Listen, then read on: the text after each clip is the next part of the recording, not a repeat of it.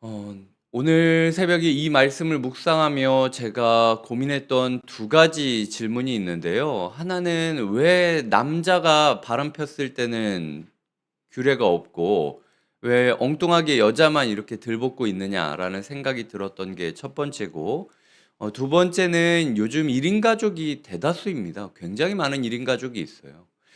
그런데 결혼을 선택하지 않은 분들은 이 본문을 그냥 건너뛸 수도 있겠다라는 생각이 들었던 거죠.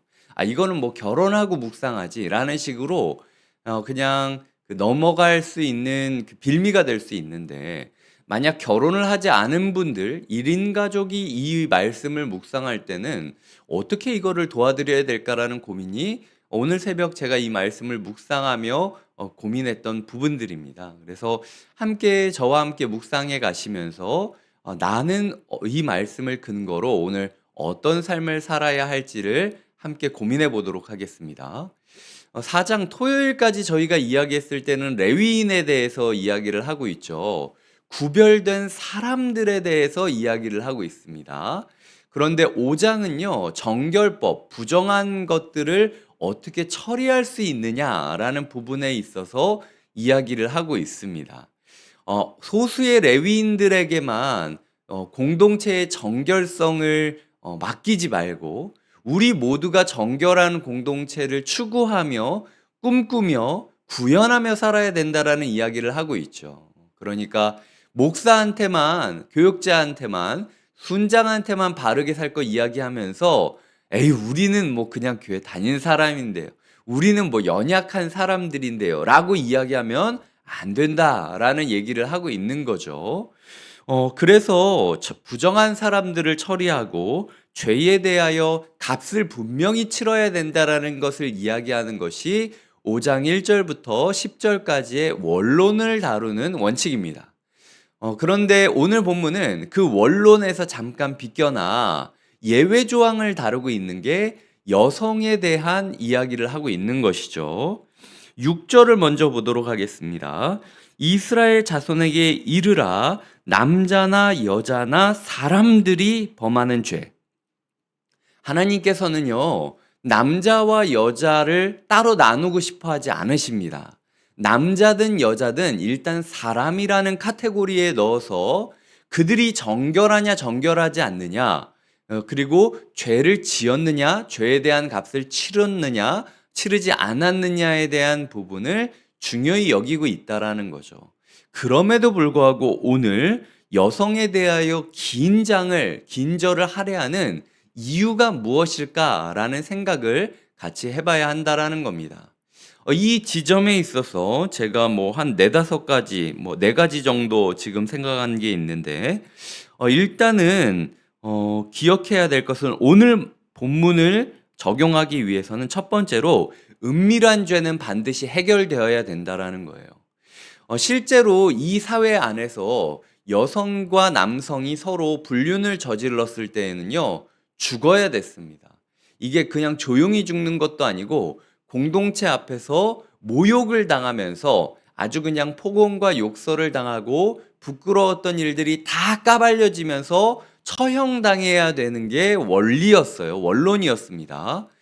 근데 지금 아무런 증거가 없고 증인도 없는 일이 있는데도 이 부분을 어떻게 다뤄야 되는지를 말하고 있다라는 건 우리 삶 가운데 증거가 없고 증인이 없으면 괜찮겠지라고 생각하는 부분이 있다면요, 그것 또한 해결되어야 하는 부분이라는 겁니다.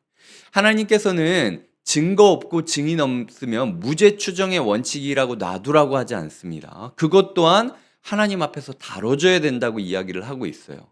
혹시 성도님들 가운데 아직까지 아무도 모르고 저도 모르고 그리고 나밖에 모르는 어떤 죄가 있는데, 근데 그것은 나만 알고 있으니까 괜찮겠지라고 하는 게 있다면요, 하나님 앞에서 바르게 내려놓고 다룸 받아야 된다라는 거죠. 그렇지 않는다면 이 증인이 없고 증거가 없는 이 죄들이 점점 우리의 삶을 잠식시켜서 나도 모르는 때에 증거가 나오고 증인이 나오게 된다라는 거예요. 죄는 항상 불길과도 같습니다. 죄는 항상 또 잡초와도 같아요. 그렇게 감춰놔도요. 감춰놓으면 감춰놓을 수 있도록 놓도록 감춰놓으면은 감춰놓을수록 계속 드러나는 게 죄예요. 언젠가는 드러나기 전에 하나님께서 말씀하고 있는 겁니다. 나는 어떤 은밀한 죄라도 결국에는 다루려고 하니까 웬만하면은 뭐 어지간하면은 드러나지 않았어도 내 앞에서 그것들을 바르게 내려놓아야 된다. 이게 이제 첫 번째 말씀이고요. 두 번째로 우리에게 주시는 말씀은 왜 남자나 여성이나 사람이라는 카테고리에 넣으셨던 하나님께서 여성만 따로 떼우시느냐? 이건 여성을 학대하는 법이 아니라 여성을 지키는 법이라는 거예요. 당시에는 중동 사회에서 만연하게 일부 다처제가 많이 있었습니다. 힘이 있는 사람, 폭력이 있는 힘이 있는 사람이 능력이 있는 사람이다라고 치부되었기 때문에 남편이 없는 여인은 그 사회 안에서 가장 약자였고요. 힘이 있다면은 여성들을 몇 명이고 취해도 되지 않느냐라는 생각이 만연한 사회였습니다. 여성이 남편을 버리지 않았습니다. 남편이 여성을 버릴 때가 거의 99.9%였다라는 거예요. 내가 만약 이런 일이 있는 거죠. 내가 만약 이 사람과 결혼하는 게 실증이 났다. 그리고 저 사람이랑 결혼을 하고 짜릿한 관계를 누리고 싶다라고 하면요.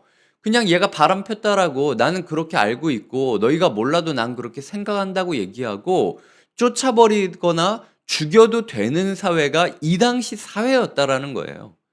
우리가 눈눈이라고 부르는 함무라비 법전에서도요. 찾아보니까 함무라비 법전 132조였던 걸로 기억하는데 여성이 혹시라도 이렇게 불륜을 저질렀던 것으로 추정되면 신성한 강에 여성을 던져야 된다라고 이야기를 해요. 그래서 그 강에 빠뜨렸을 때 그 강물을 건너서 여자가 둥둥 떠오르면은 사는 거고 그게 아니라 여자가 이제 그 안에 가라앉아가지고 죽으면은 부정한 거다라고 판단을 했던 거죠. 이거 굉장히 위험한 일이지 않습니까? 그 수영을 못하면 안 되는 거고 그리고 멀쩡한 사람도 한강에 던지면요. 그거 우리 알지 않습니까? 이게 2번 가라앉았다 떴다 가라앉았다 떴다 하다가 3번째 가라앉으면 그냥 남자고 여자고 상관없이 다 죽는 거예요.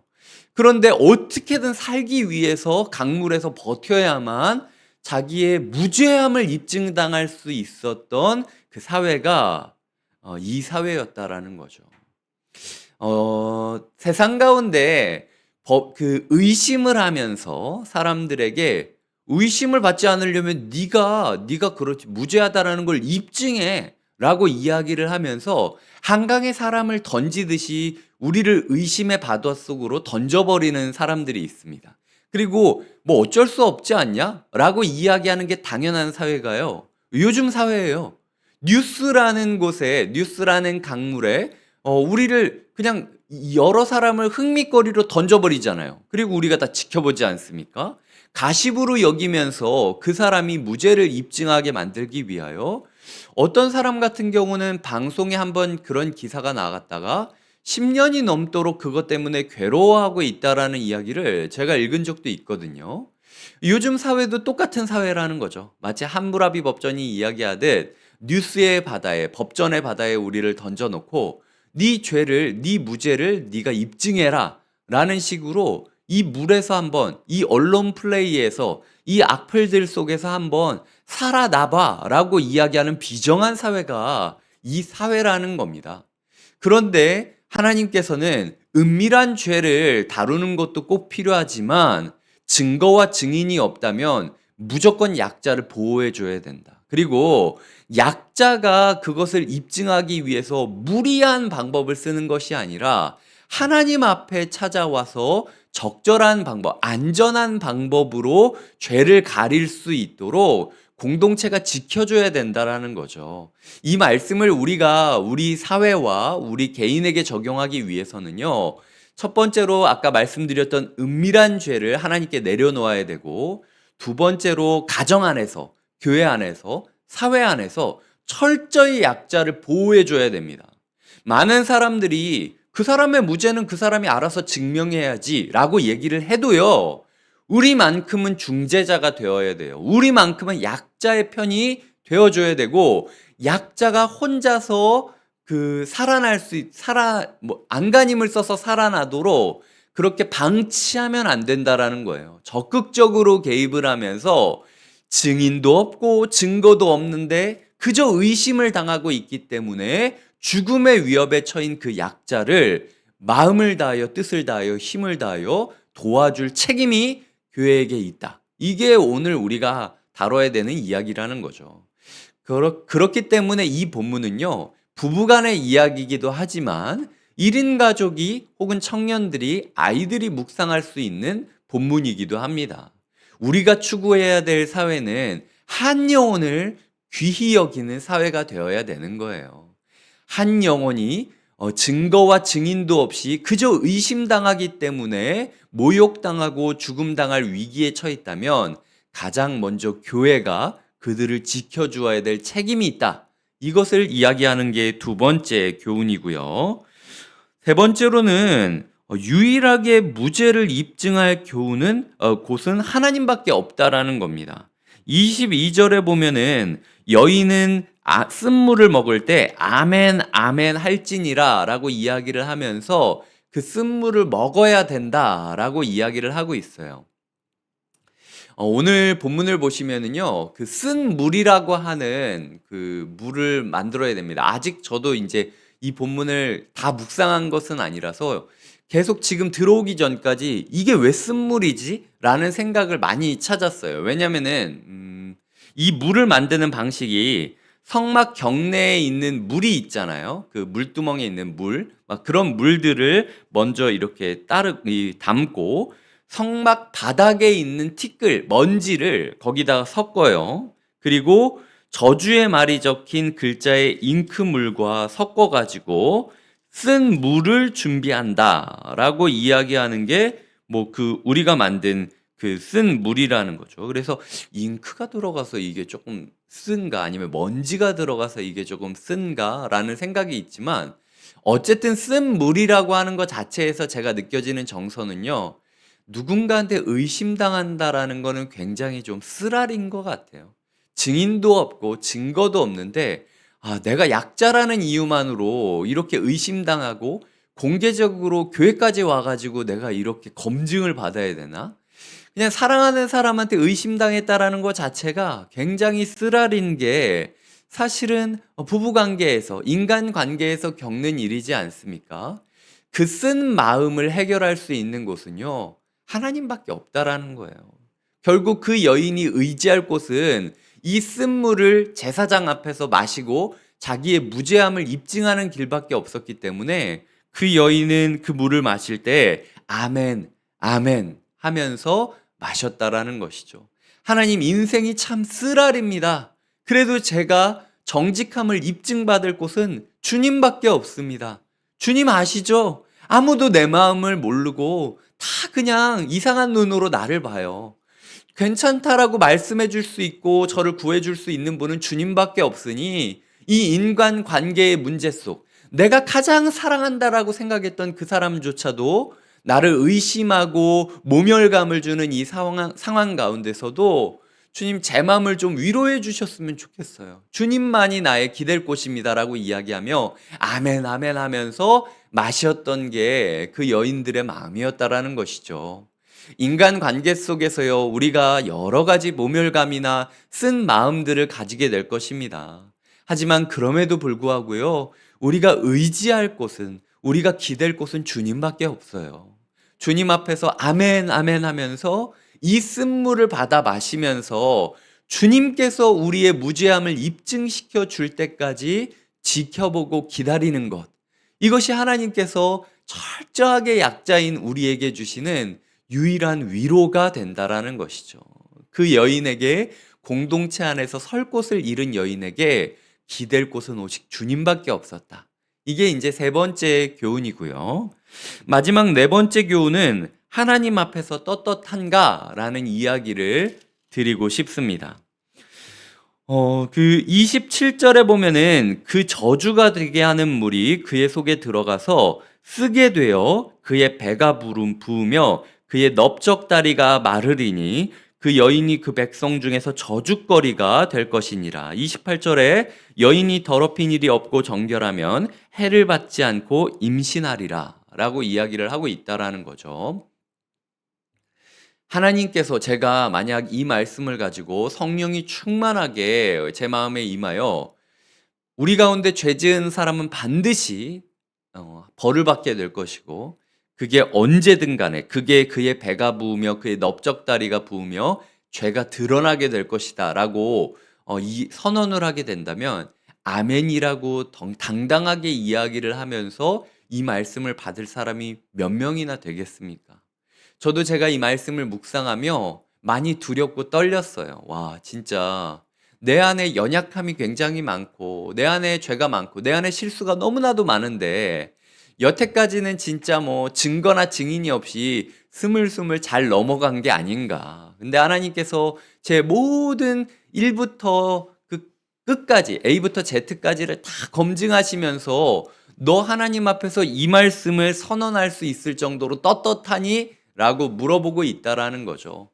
결국 우리가 하나님 앞에서 떳떳하다면 사람 앞에서 당당할 수 있어요. 우리의 삶 가운데 하나님 앞에서 떳떳하게 이 예배의 자리로 나올 수 있는가, 이 제사장 앞으로 나올 수 있는가를 우리가 고민하며 살아야 된다라는 것이죠.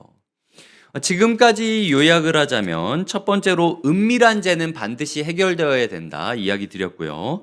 두 번째는 여성을 보호하라, 약자를 보호하라. 교회는 사회의 완충작용이 되어야 되고 공동체 안에서 한 사람을 무고하게 오해하고 의심하면서 무죄를 입증하라는 식으로 떠밀어 버리면 안 된다. 교회는 정당한 방식으로 안전한 방식으로 죄를 검증해야 된다라고 이야기를 드렸고요. 세 번째로는 유일하게 우리가 기댈 곳은 하나님밖에 없다. 아멘 아멘 하면서 하나님께 의지하는 삶이 필요하다 이야기 드렸고, 네 번째로는 하나님 앞에서 떳떳한가라는 이야기를 드렸습니다. 의심하는 거는 사실 죄가 아니에요. 근데 의심이 넘치면은 이거 문제가 됩니다. 좀 의심을 하기 때문에 공동체 안에 은밀한 죄를 끄집어내는 거지만 의심이 지나치면은 꼭 독이 돼요. 오늘 본문을 보면은 14절에 의심이 생겨, 그리고 15절에 의심의 소재, 18절에 의심의 소재, 그리고 29절에 의심의 법이니 30절이 의심이 생겨서 의심할 때, 의심이라는 단어가 굉장히 많이 나오지 않습니까? 사람이 사람을 못 믿는다라는 게 이렇게 어려운 일이에요. 그리고 이렇게 섬세하게 다뤄져야 되는 겁니다. 언제쯤 우리 가정은 서로를 믿으며 살아갈 수 있을까요? 언제쯤 우리 교회는 서로를 믿으며 그 사람이 하는 말을 그대로 받아줄 수 있을까요? 언제쯤 우리 사회는 서로를 그렇게 믿을 수 있을까요? 우리가 추구해야 될 삶의 지향점은 그냥 구태여 이야기하지 않아도 서로를 믿으면서 살아갈 수 있는 가정과 교회와 사회를 꿈꿔야 된다라는 것이죠. 특별히 마지막으로 제가 하나 부탁할 것은 기름을 붓지 말라는 거예요. 15절을 보면 이 의심의 소재를 드릴 때요, 기름을 붓지 말고 유향도 두지 말라라고 이야기하는 게 오늘 말씀을 묵상하며 제 마음 가운데 계속 좀 맴돌고 있는 단어입니다. 오버하지 말라는 거예요. 사건을 사건으로 다루지 자꾸 기름 붓듯 뭔가 말을 더하고 증폭하고 뭐 그러지 말라는 거예요. 막 향유를 옆에다 갖다 대서 막 이상한 냄새가 나도록 소스 뿌리지 말라는 거예요. 하나님께서 어떤 문제를 다룰 때는요, 사건 그 자체로 다뤄야지 자꾸 옆에서 말하기 좋아하는 사람들이 이거 기름 붓고 부추겨지고 막 이러면서 문제를 확대시키지 말아라 라는 이야기를 하고 있다라는 거죠. 우리 공동체가 가야 될 모습은 서로가 서로의 신의를 지키는 공동체, 그리고 서로에 대한 애티튜드, 자세는 기름 붓지 말고 향유 갖다 대지 말고 그냥 사건을 사건 그 자체로 담백하게 받아들이고 검증할 수 있도록 우리가 지켜줘야 된다라는 거죠. 이 말씀들이 오늘 우리의 삶을 아름답게 만들면서 우리의 가정이 조금 더 신의 있게, 우리의 교회가 조금 더 서로를 신뢰하며 한 영혼을 지키며 공의와 사랑의 균형을 이루는 교회와 가정과 사회 되기를 주님의 이름으로 축복드립니다.